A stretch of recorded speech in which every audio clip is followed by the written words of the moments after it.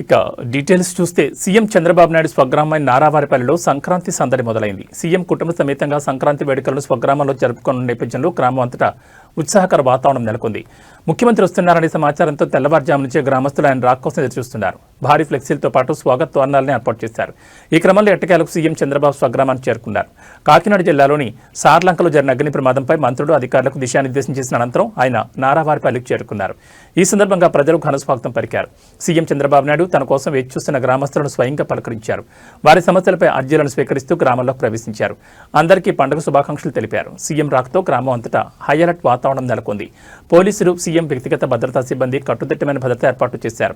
అయితే సీఎం కంటే ముందే నారావారి కోడలు మంత్రి నారా లోకేష్ సతీమణి నారా బ్రాహ్మణి గ్రామానికి చేరుకుని సంక్రాంతి సంబరాల్లో భాగస్వాములయ్యారు.